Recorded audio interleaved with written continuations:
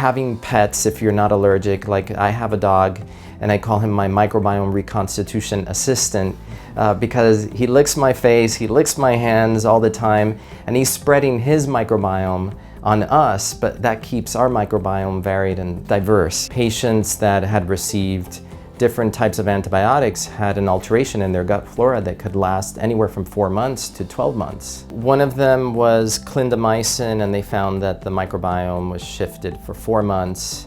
For Cipro, it actually lasted for 12 months. And just think how many people get Cipro prescriptions, so common for UTIs, for any sort of gastroenteritis. Cipro with flagyl is probably the preferred antibiotic combo for gastroenterologists.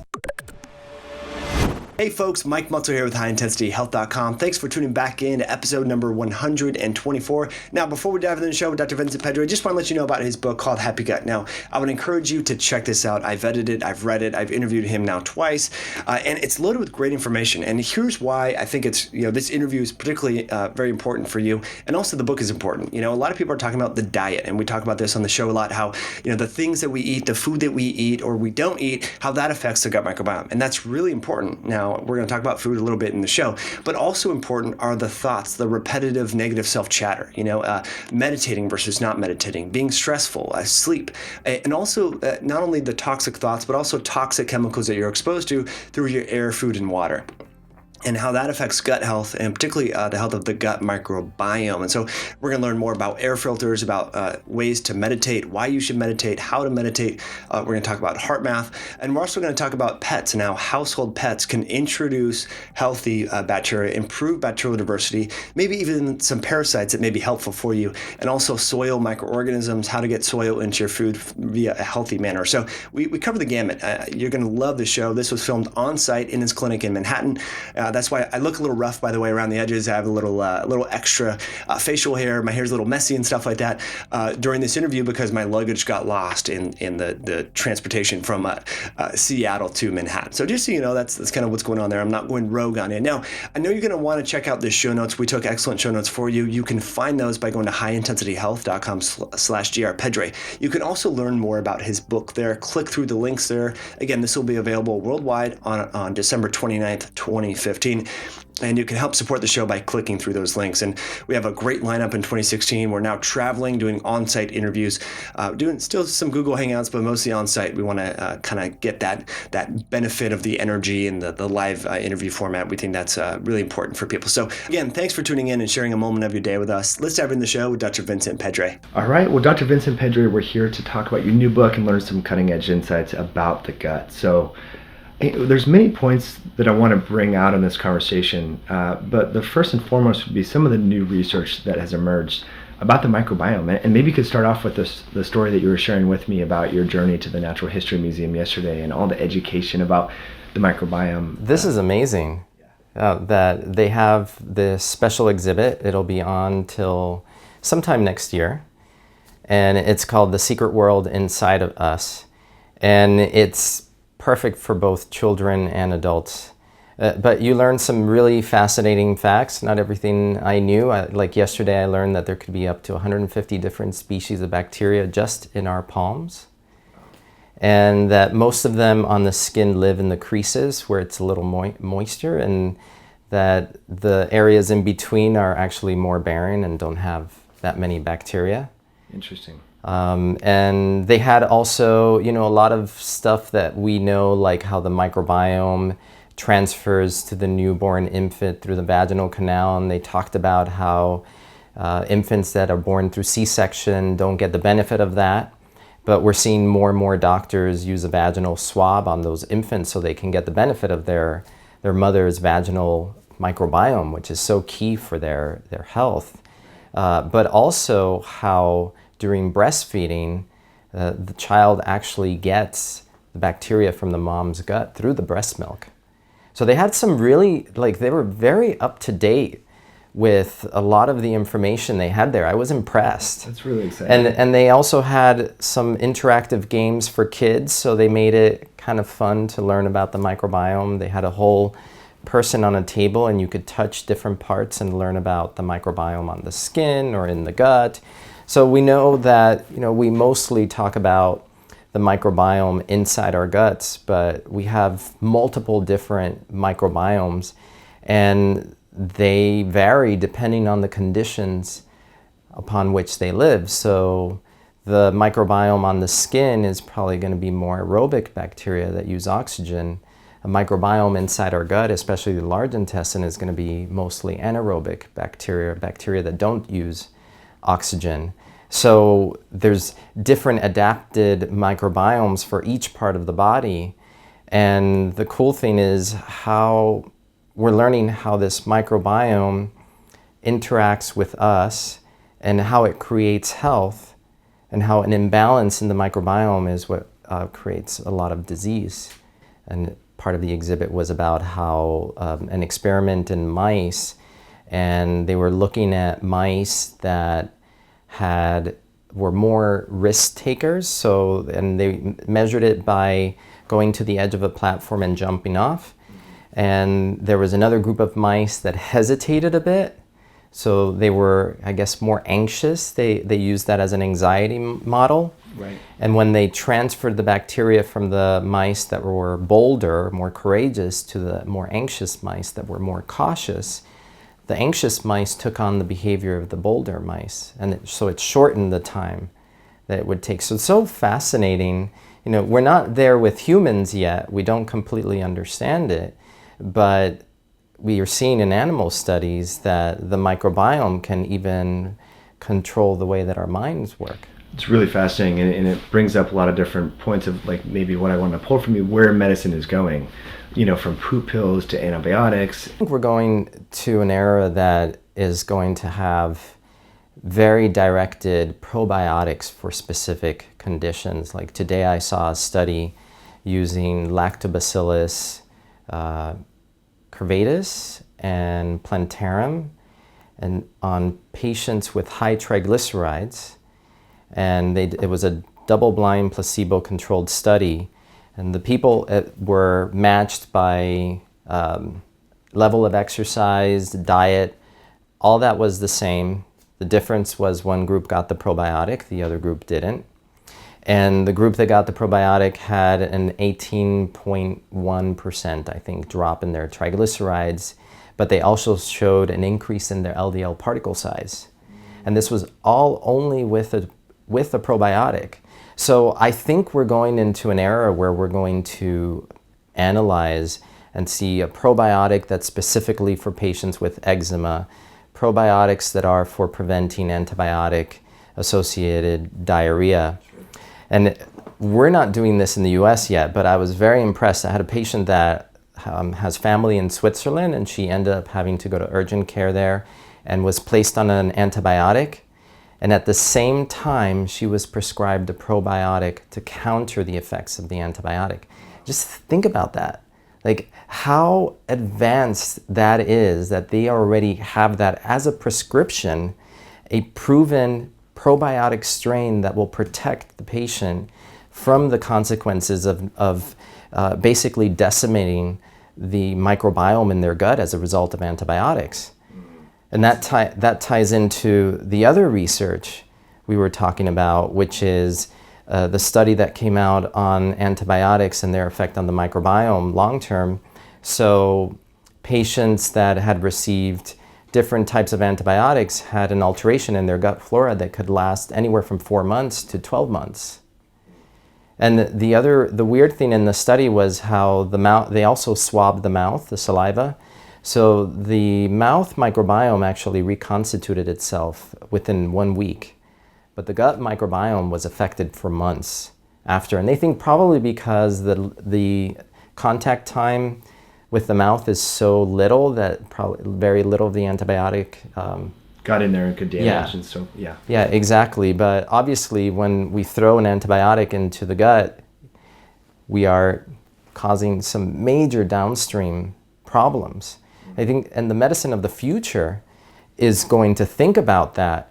And you will not only be prescribing an antibiotic for a patient, you will be prescribing the microbiome reconstitution plan for that patient. And that was one thing also, I was impressed with this exhibit at the Natural History Museum because they had a game for kids And one of the parts in the game was you had to give someone an antibiotic, and then it showed you how you lost a big portion of your microbiome. And then it said, well, next step, what would you do?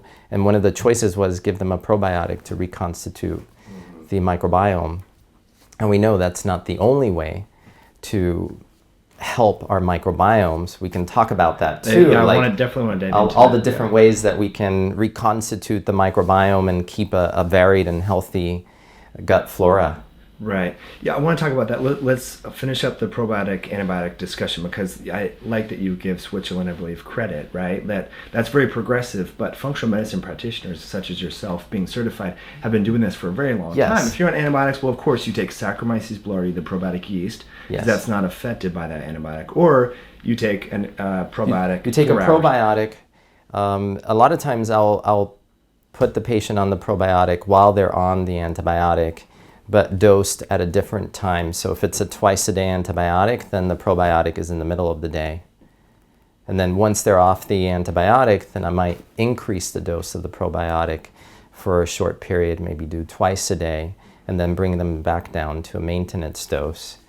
And of course, while encouraging them to do all the other things that help keep a varied and robust microbiome. Right. And another thing that we were talking about is different antibiotics affect the microbiome differently. So I think you had Cipro and there was metronidazole. I can't remember. So one of them was clindamycin, and they found that the microbiome was shifted for 4 months. For Cipro, it actually lasted for 12 months. And just think how many people get Cipro prescriptions, so common for UTIs, for any sort of gastroenteritis. Cipro with Flagyl is probably the preferred antibiotic combo for gastroenterologists. And also, as we know, for gonorrhea, but it was so overused that we developed resistance to Cipro, and the CDC recommends against using Cipro for gonorrhea. Now, I mean, we're down to having to give an antibiotic injection to treat patients with gonorrhea. And that was the other thing they talked about, was how many, so because of the use of antibiotics, in the US, 2 million people each year develop an antibiotic-resistant infection, and out of those, 23,000 people die. Wow. So, and the most common ones, as we know, are C. diff, that has become rampant. It's resistant to both Flagyl and even vancomycin. So, and resolved with a fecal transplant within 48 hours, which is pretty amazing, that something that cannot be treated with an antibiotic can actually be cured with a fecal transplant. And then we have CRE, which is carbapenem-resistant Enterobacter, I believe. And the third one was Neisseria gonorrhea. Wow. So these are among the most resistant cases. And we've bred them because the whole approach in medicine has been to attack the microbiome without having respect for the fact that there is a portion of the microbiome which is friendly for us. It's meant there, it's there for a reason. It's meant to promote our health as well. Right. Yeah, it's almost, Marco Ruggiero is an Italian-trained MD, PhD, and we interviewed him for the Autism Intensive, and the analogy that he gave is, imagine if physicians went through medical school and weren't taught about, say, the liver or the heart, and they would have to relearn medicine in a sense, like the microbiome. That's how important all the different metabolic, nutritional, immunologic functions, and as you just talked about, behavior as well, which is really important. So we're really excited, to learn from you about ways where we can improve bacterial diversity, improve the health of the microbiome. And I love your approach, and we're going to get into the details, but if you could talk to us, just give us a big picture overview about how it's not just about diet. The microbiome is huge, but it's how you live your life that really impacts the health of your microbiome, is it not? Yes. So we've, like I was kind of mentioning, we've become this sterile world that thinks that germs are the enemy, but we're shifting now and understanding that it's not all germs. So antibacterial soaps, antibacterial gels, not so great because they are messing with your microbiome. And if you want to maintain a diverse microbiome, it's the same type of advice that we hear over and over, which is eat a diet that's varied in all different types of vegetables, you're getting different types of carbohydrates, which is what the microbiome uses to create short-chain fatty acids, which are anti-inflammatory and healthy for the gut lining, like butyrate. And but then the other thing is get dirty, like get out in nature. And in some respects, without putting yourself in danger, like maybe even eat a little bit of dirt. Like don't, like if you're able to, you know, and this is, I would say, only if you know where the plants are coming from, because obviously if you're buying mass-produced lettuce that could have been downstream from glyphosate. So or from where they're factory raising cows and there's resistant E. coli that gets into the soil, then you know you don't want to get an E. coli 0157 infection. But in a sense, if you know that your produce is organic and it's come from a clean source, a little bit of dirt in the lettuce may not be a bad thing for us. And I say that because I have some patients that I actually put on a soil-based probiotic when we've gotten to a certain point where they're doing much better, but there's still something kind of missing. And almost every time I add the soil-based probiotic, they feel way better. So it says something about, you know, we don't completely understand all of the bacteria that make up our gut flora. But we know that doing things like this, or having pets if you're not allergic, like I have a dog and I call him my microbiome reconstitution assistant because he licks my face, he licks my hands all the time, and he's spreading his microbiome on us, but that keeps our microbiome varied and diverse. Yeah. It's really amazing. But a lot of parents, if their dog were to lick a child, or this happens with family and stuff, we have 2 pets as well, and we kiss them and do all that sort of stuff. But I've noticed interactions how some parents, like, they don't like that. If your pet licks their child, they're like, get the soap out, this is... Yeah, and that's this society, we've become kind of germophobic. But if you look at people that grew up and were raised in a farm, a lot of times they have less cases of allergies than someone who grew up in the city and was using antibacterial soaps. And that's the whole germ theory now, is that are we becoming too clean? And is that part of the reason that our immune system is actually breaking down, because it's not encountering all the different bugs that it needs to encounter in order to create tolerance? So then we're seeing this big surge in autoimmune disease. And it's not just here in the US, it's worldwide as the world changes. You know, even in India, there's a rise in autoimmune disease. And we know India has a lot of exotic bugs and parasites and things. And India actually used to have the lowest rates of autoimmune disease in the world. And that's shifting now as they become more westernized. So we have to think about these things and think about, you know, what are the general recommendations for healthy living? And one of them is, you know, get a little dirty. Yeah. You know, take your shoes off, walk on the earth, you know, get out in nature. And possibly eat a little dirt if you know where your food is coming from, which is really unique. Yeah, having experimented a little bit with gardening myself, I found that to be pretty fun. I know it's not for everyone, because like if you get a little rock, you know, and you're eating a salad or something like that, people get a little freaked out. But it's nice to hear these ideas, and we're kind of evolving the conversation from low glycemic, low calorie, low fat to, okay, forget the macro and micronutrients for a little bit. Let's focus on what all this... And this is even bigger, because if you think about just in the exhibit yesterday, I think they said there could be 1 billion organisms in just 1 tablespoon of soil. You know, so we think of the microbiome that exists inside us, but there are microbiomes everywhere, including the soil. So when you raise crop and you spray something like glyphosate on it, which is a chelating agent, so it chelates minerals, not only is it starving weeds and it's killing weeds, it's actually killing the microbiome in the soil. And it's changing the diversity of the microbiome in the soil, which we need to bind nitrogen and make it into food that the plants use. So it's creating, and it even ties into the environment and greenhouse gases. This is something I learned yesterday, that the majority of the oxygen that's made, like 50% of the oxygen in the earth, comes from small organisms like green algae and phytoplankton in the ocean, and even cyanobacteria.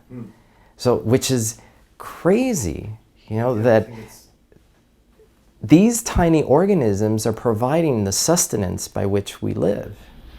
And we're destroying them daily. Yeah. Yeah, it's pretty scary. So yeah, this conversation is not only improving the health of humans, but also the planet, Yes. which is really, really powerful stuff. So let's talk about the CARE program and kind of what that is. And I love the cleansing beyond just like detoxing and, bowel evacuation and things. Like, I think people, when they hear the word detox, they think they're going to be in the bathroom all day and having flushes and all that. But you go, again, a much bigger picture, kind of the 57,000 foot view. Yeah, my approach is a 360-degree approach to health. And the gut care, which I loved coming up with that acronym because, one, it's about caring for self, but then each word means something. So the C is cleanse, but it's not just about cleansing your diet, maybe cleansing yourself of foods that are highly antigenic, that are causing an immune reaction, maybe cleansing yourself of sugar, you're eating too much sugar, but it's also cleansing your kitchen, thinking about the water that you drink, thinking about the environment that you live in, so maybe even having an activated carbon filter, HEPA filter, to keep your indoor air clean. And it's also about cleansing the mind of negative thoughts. So my viewpoint in creating this program for the gut is that it's not just about the diet, it's not just about, perhaps some supplements that can help. It's much more global. If you want to have a happy gut that creates total body wellness, you have to approach your health from this much wider point of view, that it has a lot to do with lifestyle. And you have to educate yourself about the types of pots that you use to cook your food and whether they have chemicals that might be harmful to you that are getting transferred to the food, and then you're eating that. Because if you're eating a healthy diet and yet you're making it on toxic materials, then what's the point? Mm-hmm. So that's why when I started writing the book, and I felt this section was so important, that cleanse is so much broader than just saying, okay, this is my diet prescription, this is the way you should eat. If I just did that, I would feel like I did not do my job.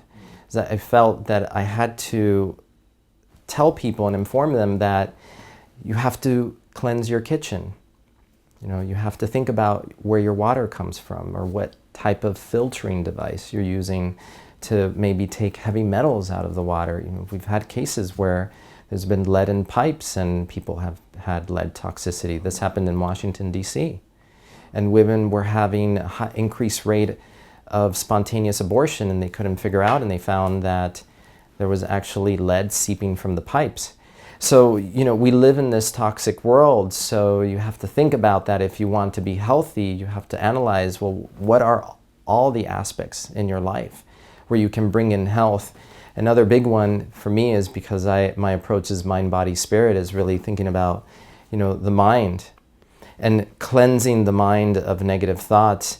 And one of the tools I tell my patients all the time is the strongest way to cleanse your mind of negative thoughts is to find what you're grateful for. Because in that moment that you're expressing a gratitude, there is no space for negativity. When you focus on gratitude, all the negativity fades. You cannot be both at the same time. You can only be one. And if you bring in more gratitude into your life, then little by little, you start shifting the way your mind works. And you shift from the negative that might be a running reel in the background to being able to always find the positive. Because every day there's two aspects. You know, you might have had, like you had your luggage lost on the way over, and you know, that could be a negative moment. But you know, the positive side is you got here in one piece, you're safe, your luggage will be found at some point. It's not the end of the world. You know, so you can't let that become the defining factor in your experience of life, because then you're just letting negativity rule you. So, but always finding gratitude, which is a part of my program, is expressing a daily gratitude. And I find that that is such a powerful thing to do. And even I mean, I have to practice this. And some days I forget. But my new thing now is every day at the end of the day, thinking about the things that I'm grateful for. And then at the beginning of the day, starting with some yoga and meditation, and then setting my intention for the day. Like, what is it that I want out of this new day that's coming? Is it new knowledge, or, you know, sometimes my intention is just to be centered and guided so that I can be a source of wisdom for my patients. Right, kind of more intuitive and pick up on small cues. Yeah. Yeah. Then everybody's intention can be different, but I feel like if you set the tone, that's so powerful, what it does to your system by actually bringing that in and creating that intention for the beginning of the day. So that's why part of the gut care program is starting the day with a meditation, even if it's just 5 minutes, just to kind of center yourself into your day.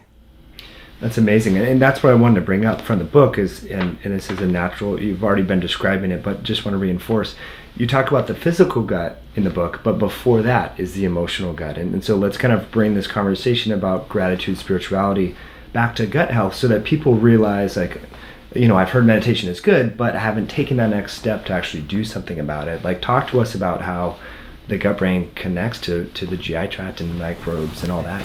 So what we're seeing, and I talked a little bit about, is how the research, a disturbed gut microbiome can actually affect the way that you think or even your anxiety levels.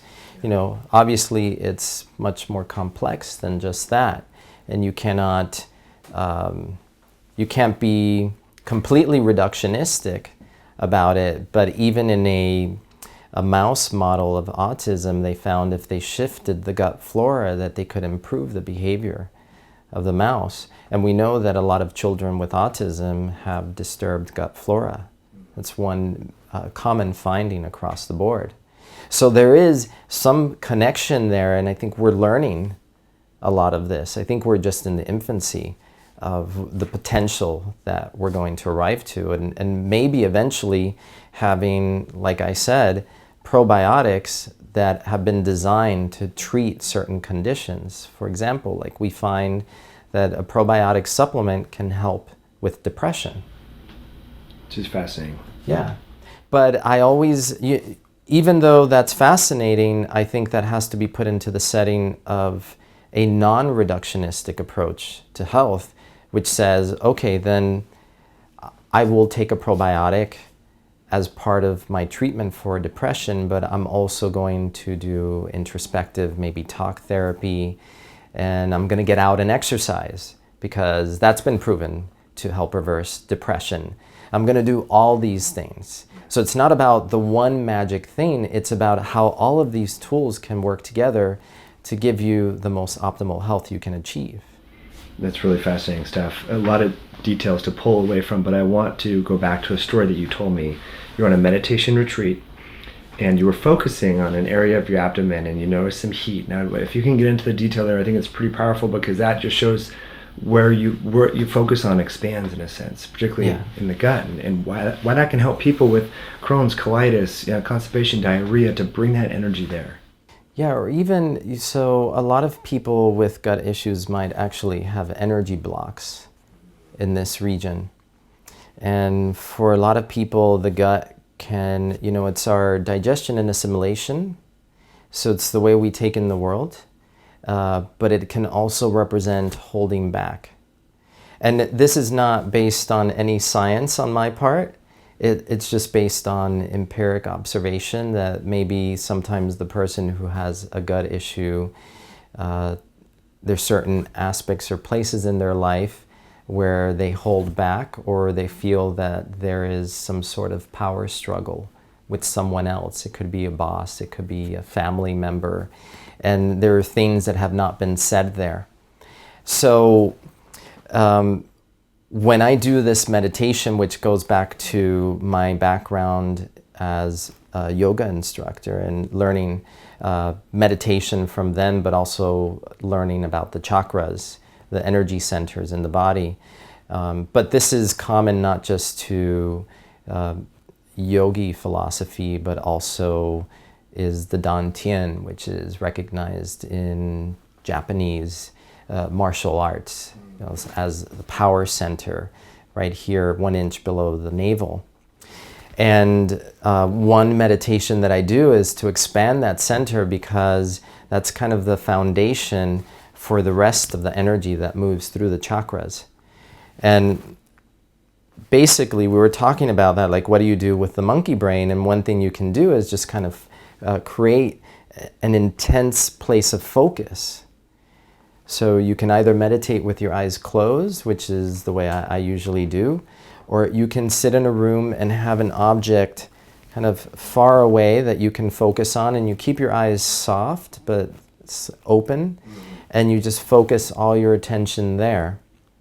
But as part of that exercise, you don't judge the object. You remove all judgment. And you'll find that you'll start judging it. You'll think like, well, it's small. Oh, I don't really like that color, the red or whatever. Your mind is judging. Same thing here. I'll put my hands on that spot and I'll just start focusing on it. And I find that if I put all my attention there while breathing, that it actually starts to get warm. And if I do it for long enough, it can get really, really hot.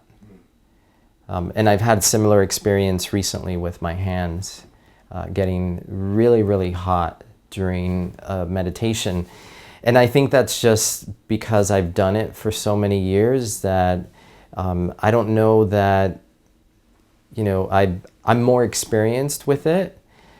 There are people who are way better than than I am, and there are a lot of people who get discouraged because they feel like their mind is too wandering and they can't settle it down. But like any other thing, the brain is a muscle like anything else. So I tell my patients, if you never ran, do you think you can run a marathon tomorrow? So if you've never meditated, why do you think you should be meditating perfectly by tomorrow? You have to train your mind. And it takes removing the judgment, having compassion for self, and forgiving yourself for not doing it perfectly. And you have to analyze what are those aspects that are coming in your experience of meditation, and the way you might judge the fact that you can't settle your mind and your thoughts are fleeting. And where does that come into play in your life? Because it can be a big teacher. It's not just about, you're not just doing it when you're meditating, you're doing it all throughout your day. That's my biggest tip, I'll say, from having the conversations, many that we've had prior to recording, was the monkey brain and removing judgment of that. And I think that's a big hindrance. You know, like we talked about, a lot of people feel like I suck at meditation. I just think about, like you said, buying groceries, walking the dog, planting plants, all that homework, whatever it may be. But that's part of the process, is it not? It's part of the process, and for some people, you have to think, just like there's not one size fits all. You have to find which style of meditation works for you. And for me, because I've used so many different styles, except I've never done transcendental, but depending on my mood and my state of being, I may use one style versus another. So I may sit down and just feel like watching my breath. Or I might do something where I'm focused, like a loving compassion meditation that I learned at the Tibet House, which is a heart-centered meditation where you just expand your compassion to people that you love, to the people in your city, to the people in your country, and then to the entire world. And that's just another way to focus your mind. Or I might use guided imagery, and it could be that I go to a place where I feel really at peace, and I've created my own private oasis where I go to, where it's just a place of calm for me, and I feel safe and protected there. And anyone can create that. It's actually kind of nice to just, because maybe you can't afford to buy a house, but guess what? You can build your dream home right in your head. And it can be in whatever location you want it to be. It could be right by the seashore and you're listening to the waves crashing on the seashore, or it could be by a river and you're listening to the river run. And that can be the place that you go to for peace and equanimity. And that in itself can be a meditation. So it doesn't all have to be that you're clearing your mind. It can be just that you're taking yourself on a very focused journey, and you can get the same benefits from it doing that, or like using a biofeedback device like HeartMath that we talked about. So some people will do really well with biofeedback if they find that they have a lot of difficulty getting into that meditative state. Yeah, that's really amazing. And like we talked about earlier, so the monkey brain, all those, that voice that's saying you have to do this, do that, you're not good at this, that becomes quieted when you focus on the safe place too. So it serves a dual purpose in the sense it helps you get there, but also shuts down kind of the monkey brain. But let's talk about the utility of it. So you're driving in Manhattan, you're late for an appointment. Do you go into this safe place to help calm down that sympathetic nervous system response? Like, when would someone use that? If you train yourself, you can go there in an instant. So you're stressed, you're having a bad day, your boss came down on you hard, you can, boom, go there and be back here in an instant. And you can still be present with everyone else around you, but you can train yourself to be able to access that place. Because if you've meditated and you've spent time there, then that place has become that for you. That place that accentuates your parasympathetic and calms down your sympathetic nervous system. So it's a tool. Yeah. So again, for folks listening, why are they spending so much time talking about spirituality and meditation? This all ties into gut health and the microbiome. And some other tips I learned from your book was the breathing exercises. You have 4 different ones, I believe, and also yoga poses. So I work together with my 2 yoga teachers that I really admire. Paula Tursi, who is known worldwide for this organ-centered yoga where you're moving from your internal organs. So that's why I teamed up with her, because I thought she was perfect for helping design the yoga poses for the gut. So there's one yoga pose for each day of the week, and each pose has certain benefits for different effects that it can have on the nervous system as well as on the digestive system and digestive health.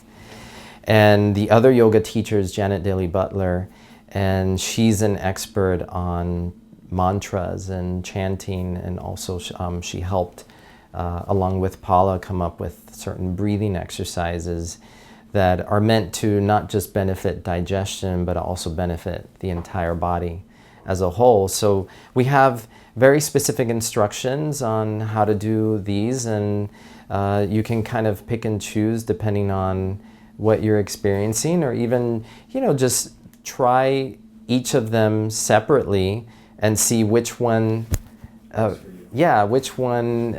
speaks true to you. So there's one called the long deep breath.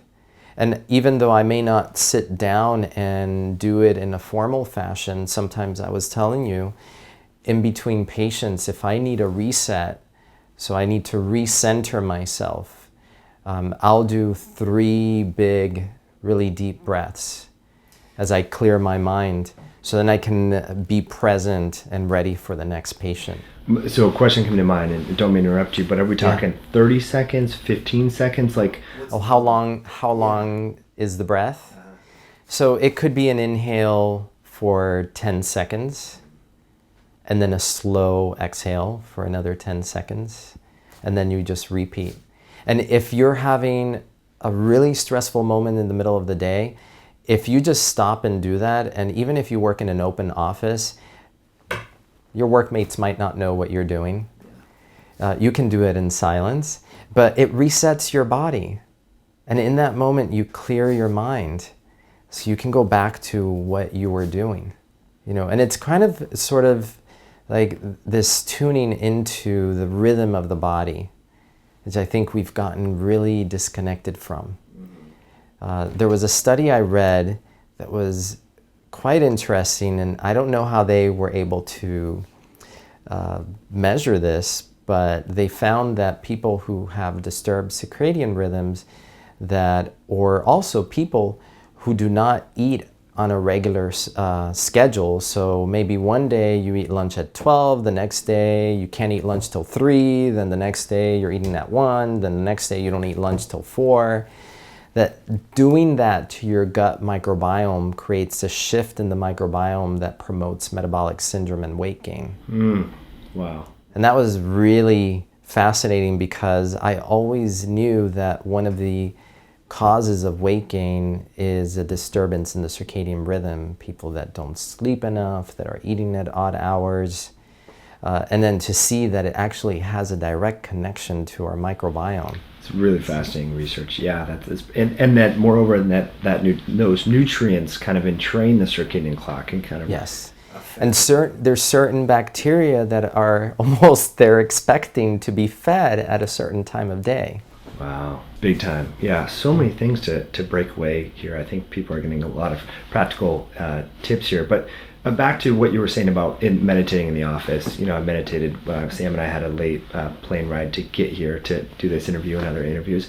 And it was meditating on the plane, and both people next to me were asking what I was doing, and they saw the Muse device. So, being healthy is not like, there's not a stigma linked with it now. People realize that, health is it's the way that we're going. So, I would not want people to be discouraged, like, oh my gosh, are they looking at my breath? Or what are they, do they think I'm weird? People are going to ask you questions and most likely want to learn more about it, which is pretty interesting stuff. So I love where this conversation is going. Let's go back to the home a little bit.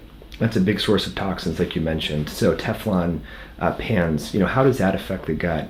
How are indoor air pollutants, like maybe some of the top hit rate things? I know that you go into great detail in Happy Gut.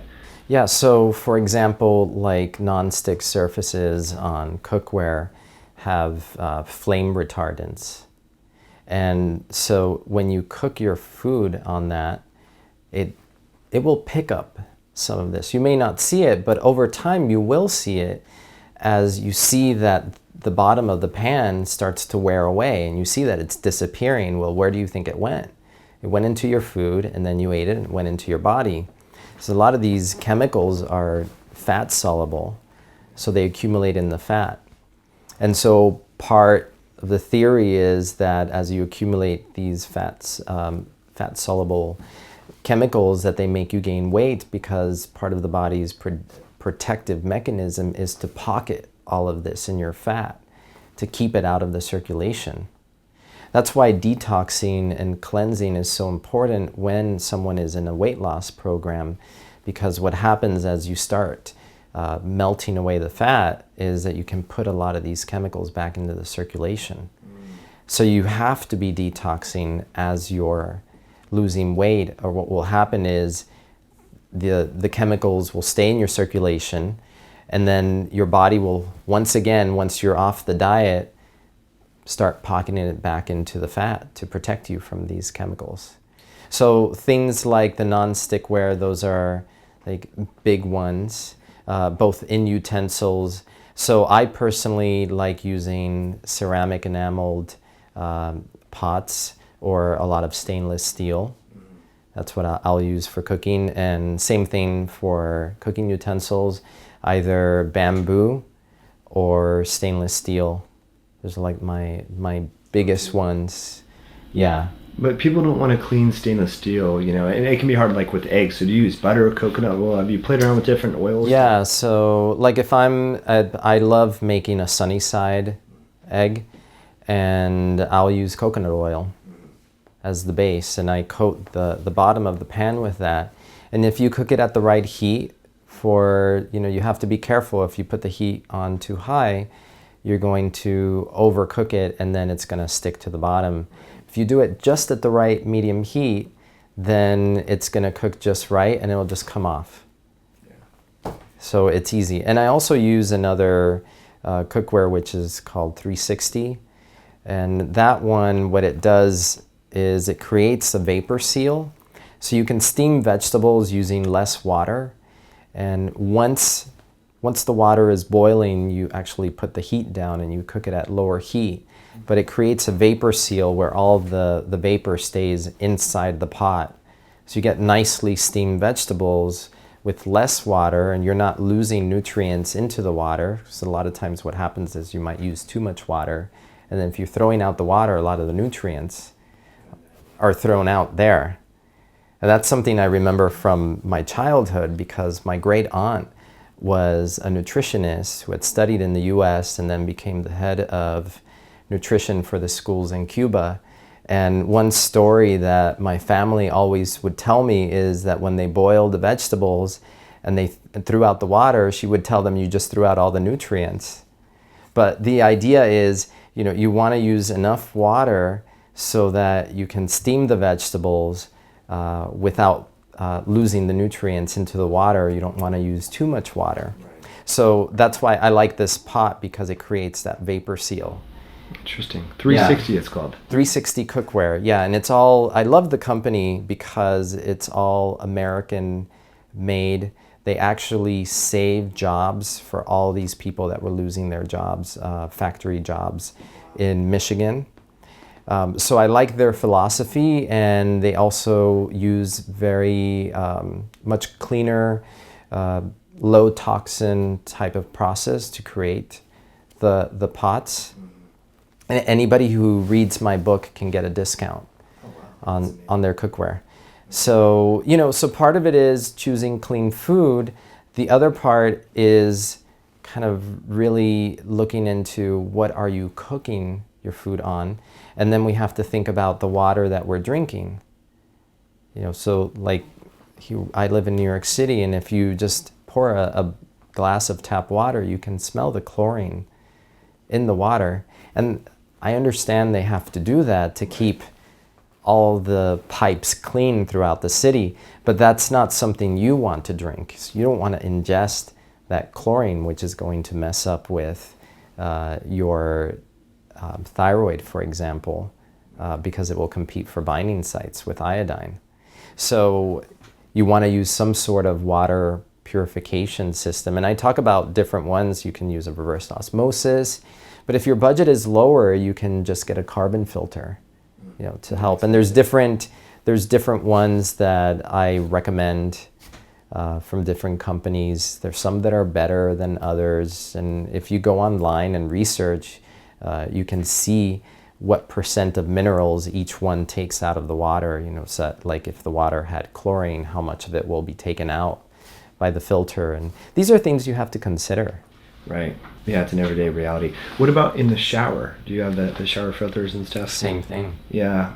One thing I personally struggle with, and we haven't talked about this, but the utility of Epsom salt baths, but yet you have the shower filter, and if you don't have, so what would you do there? Because that's a tough one. That's a conundrum. I love recommending Epsom salt baths to patients. I don't know what to do. We turn around really hot and use it from the shower, and you lose a lot in steam. Yeah, exactly. And then top it off with a little bath water. But again, if you can minimize the total load in your home, maybe a little water here and there to get that magnesium. I don't know. I've seen, and I don't know how the utility of these. They're almost like they're dissolving tablets that you can throw in the bath, and they inactivate the chlorine. Interesting. But I have not researched the science behind that, so I can't vouch for it. I don't know how, but I thought when I saw it, I thought, well, this is fascinating. If you can just drop a tablet in your bathtub and it takes away the ill effects of the chlorine. Yeah. I think Dr. Ben Lynch was working on something like that. I need to figure out the biology there.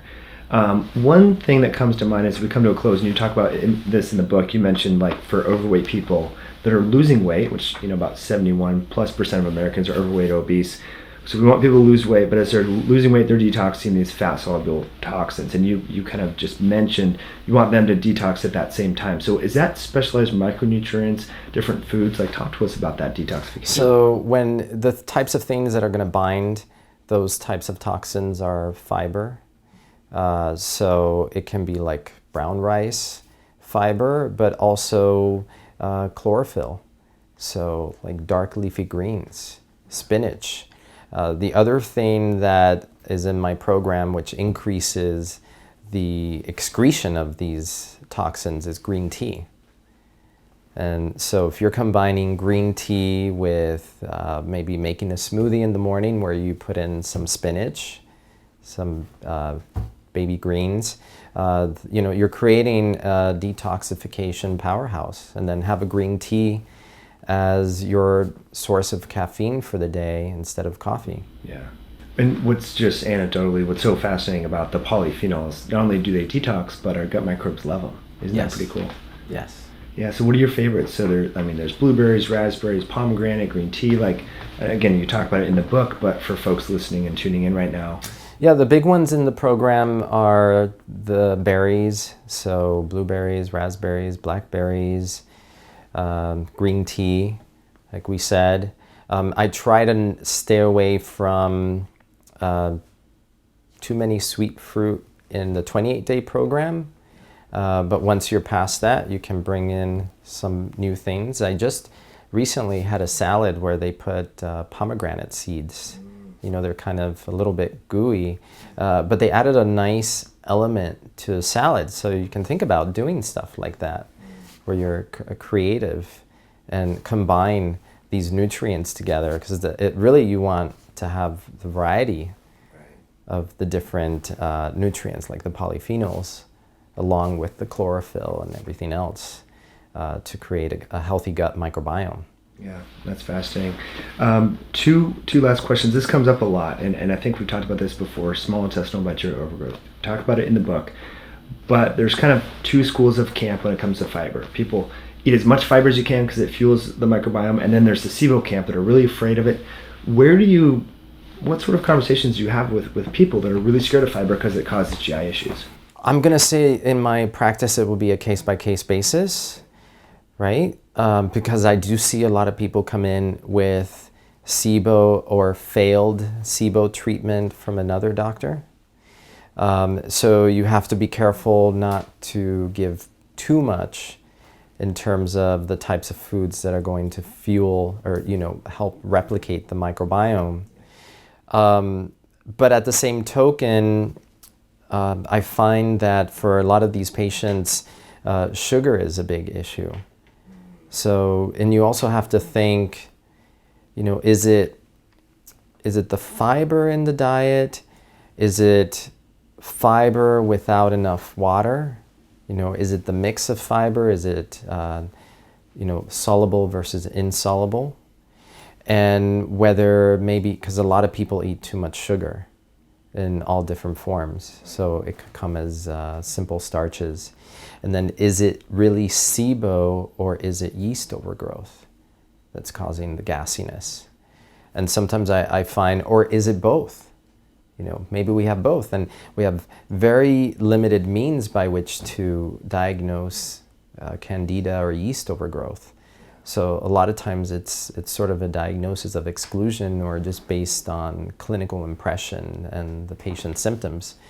And I talk about that a little bit in the book. And I also have a quiz that you can take that distinguishes whether you might have a yeast overgrowth or not, depending on your score. But that's the thing. So it's going to be a case-by-case basis, but in a general recommendation, we know we eat too little fiber.